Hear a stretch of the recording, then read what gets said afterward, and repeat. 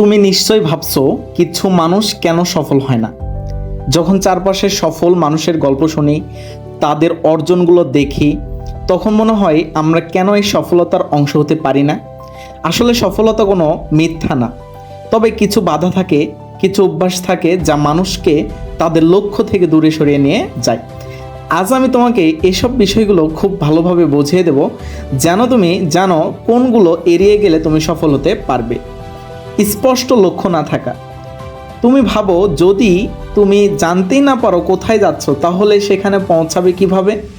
মানুষ যখন সফল হওয়ার জন্য কিছু করতে চায় কিন্তু তাদের স্পষ্ট লক্ষ্য থাকে না, তখন তারা সঠিক পথে এগিয়ে যেতে পারে না। তুমি যদি জানো না তুমি কোথায় যাচ্ছ, তাহলে পথ চলা কেমন হবে? উদাহরণ ধরো, তুমি কোনো ছোট ব্যবসা শুরু করতে চাও, কিন্তু তুমি ঠিক জানো না তুমি কি বিক্রি করবে, কার জন্য করবে বা কিভাবে করবে, এর ফল কি হবে।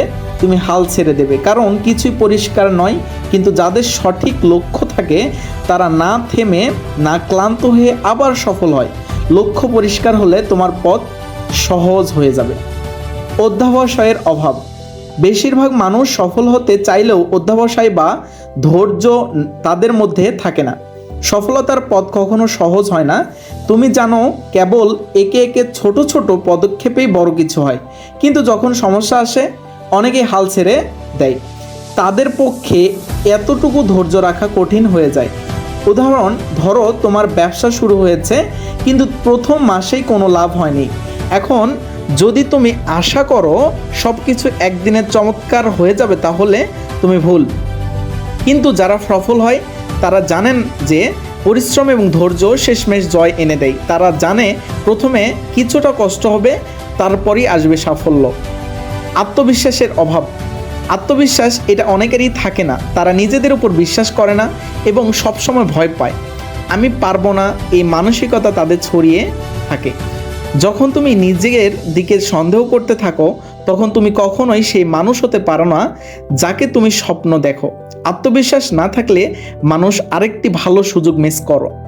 উদাহরণ ধরো, তুমি একটা প্রজেক্টের জন্য আবেদন করেছো। তুমি জানো তুমি কাজটা ভালোভাবে করতে পারবে, কিন্তু তুমি নিজে বিশ্বাস করো না যে তুমি সফল হতে পারবে। তুমি যখন এই মনোভাব নিয়ে চেষ্টা করবে, তখন তোমার ফলাফল সেভাবে আসবে। কিন্তু যদি তুমি বিশ্বাস রাখতে পারো, তাহলে তুমি সেই প্রজেক্টটি গ্রহণ করো এবং সাফল্য আসবেই। ঝুঁকি নিতে ভয় পাওয়া। সফলতার পথে অনেক সময় ঝুঁকি নিতে হয়। মানুষের ভয়ে তারা এক জায়গায় আটকে থাকে। তারা কিছু নতুন চ্যালেঞ্জ নিতে ভয় পায়। সবসময় নিরাপত্তা থাকতে চায়, কিন্তু নিরাপত্তা থেকে কখনো কিছু বড় অর্জন করা সম্ভব নয়। সফলরা জানে যে কিছু ঝুঁকি নিতে হবে এবং তারা সেই ঝুঁকি নিতে কখনো ভয় পায় না। উদাহরণ ধরো, তুমি একটা নতুন ব্যবসা শুরু করতে চাও, কিন্তু তুমি ভয় পাচ্ছ, কি জানি যদি এটা চলে না যায়। কিন্তু সফলরা জানে যে যদি তারা ঝুঁকি না নিত, তবে তারা কখনোই সফল হতে পারতো না। তাদের মধ্যে এই সাহস ছিল যে ঝুঁকি নিয়েই এগিয়ে যেতে হবে। অন্যদের মতামতের উপর অতি নির্ভরতা। অনেক সময় মানুষ অন্যদের মতামত এবং অনুমোদনের দিকে বেশি নজর দেয়। তারা নিজের মনোভাব ও সিদ্ধান্তকে গুরুত্ব না দিয়ে অন্যদের মতে চলে। এই অভ্যাস তাদের নিজের পথ নির্ধারণ করতে বাধা সৃষ্টি করে। উদাহরণ ধরো, তুমি একটি ব্যবসা শুরু করতে চাও, কিন্তু তোমার কিছু বন্ধু বা পরিবার বলছে তুমি কি এটা করতে পারবে, এই ব্যবসা তো কঠিন। তাদের কথা শোনার ফলে তুমি দ্বিধায় পড়ে যাও, সিদ্ধান্ত নিতে পারো না। কিন্তু যাদের সফলতা আসে তারা জানে নিজের সিদ্ধান্ত এবং বিশ্বাসের উপর দাঁড়িয়ে থাকতে হয়। বাধা ও ব্যর্থতা থেকে শিক্ষা না নেওয়া। বাধা আসা মানে ব্যর্থতা নয়, বরং এটি তোমাকে শক্তিশালী এবং আরও স্মার্ট হতে শেখায়। কিন্তু অনেকেই বাধা পেলে হতাশ হয়ে যায়। তারা ব্যর্থতার থেকে কিছু শেখে না। তবে যারা সফল হয় তারা জানে প্রতিটি বাধাই একটি নতুন শিক্ষা নিয়ে আসে।